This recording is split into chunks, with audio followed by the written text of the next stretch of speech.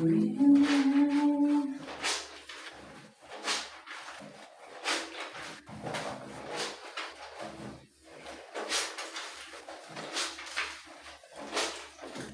ngayon talaga guys, yung rest day ko. So, nung time na naglaba ako, ano lang yun, early chin shape. So, ngayon, wala na tayo masyadong labahan. Ang ating mga labahan ngayon is mga basahan na lang.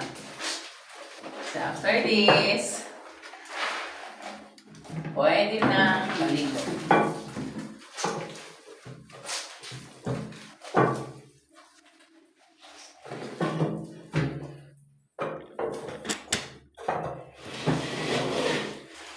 Basahan ng aso.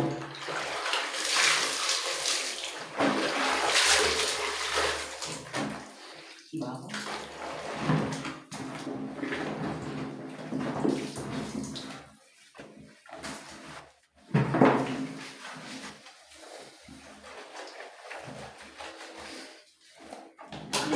Hindi ng aso, napakabaho.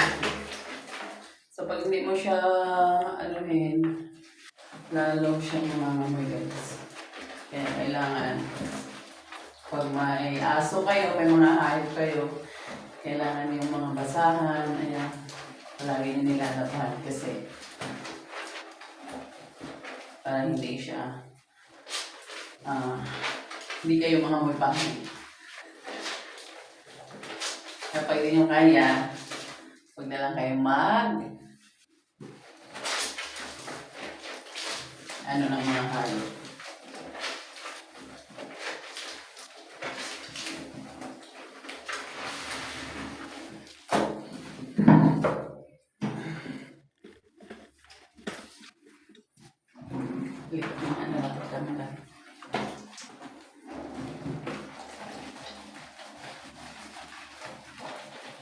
So after this guys, ayan.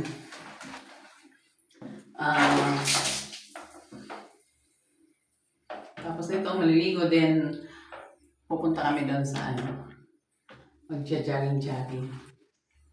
Ayan, kamera ng camera natin. Oops. Dito. Ayan. Parang masyadong malapit.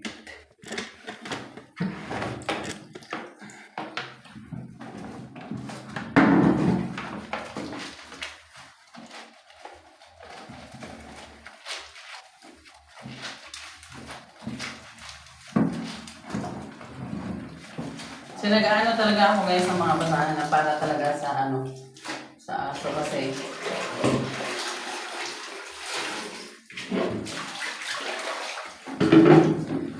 para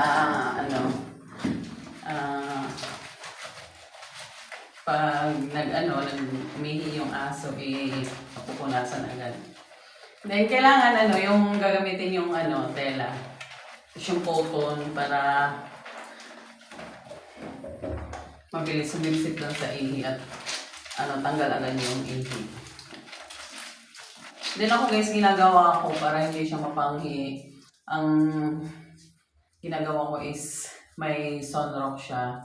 Tapos lagyan mo siya ng sabon, tapos lagyan mo yung basahan doon. Tapos pag once na umihi yung yung alaga mo, doon na lang, babasahin mo na lang yung doon, basahan. Then, labahan mo siya. Then, tsaka mo na lang ulit ilagay doon para may sunrock siya. Kasi pag wala siyang sunrocks guys, kahit na pinunasan mo siya, wala pa rin. Ganon pa rin. So, sobrang tapang kasi nangihi ng mga aso guys. Mas matapang pa sa akin.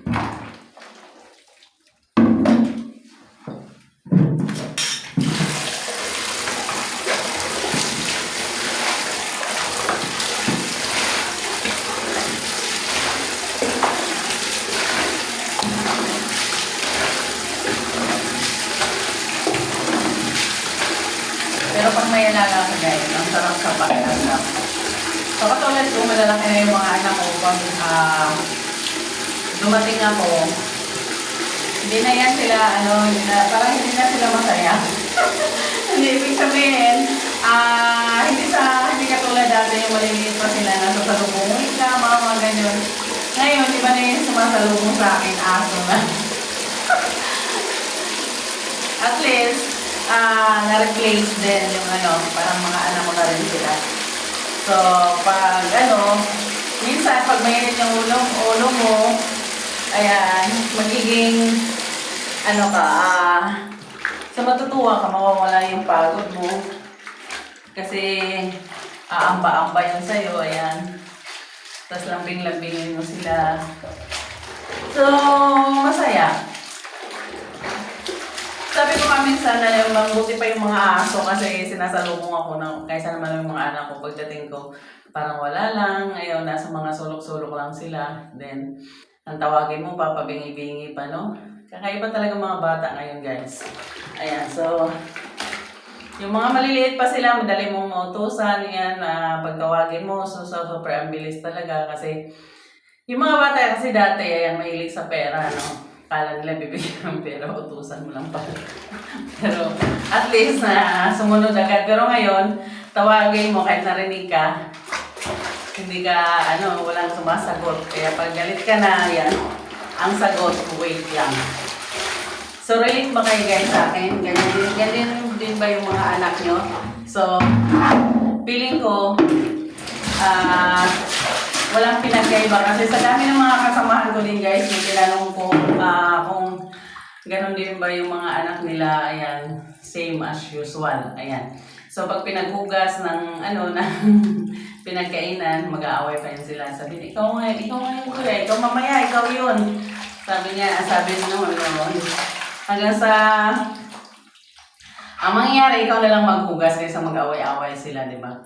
So dati, ng mga maliliit pa sila guys, ayan, talagang yan, every morning, tanghali, hapunan, ayan, iba-iba yung maghuhugas. So, alam na nila yung schedule nila. Pero nung lumaki sila, ayan, alam naman talaga nila yung schedule nila, pero hindi na nila ginagawa kasi super busy na sila, marami na silang mga bagay-bagay na ginagawa and of course, kasi di ba nga, mga binata't dalaga na sila, of course, ayan.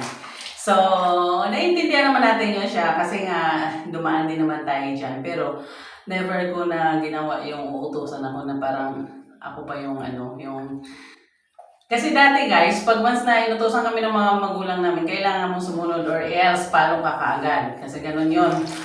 Pero ngayon kasi, bawal na ngayon mamalo. Kaya hindi ka pwede mamalo.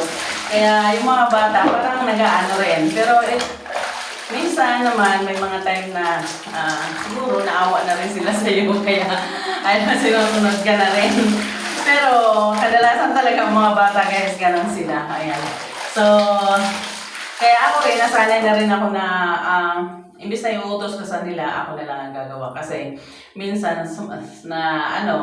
sumasakit din yung dibdib ko pag iniisip ko yung hindi ako sinusunod ng anak ko. That's why pag hindi ko na kailangan, mayroon naman akong time na gawin, so ako na lang ang gumagawa. Kasi para smooth yung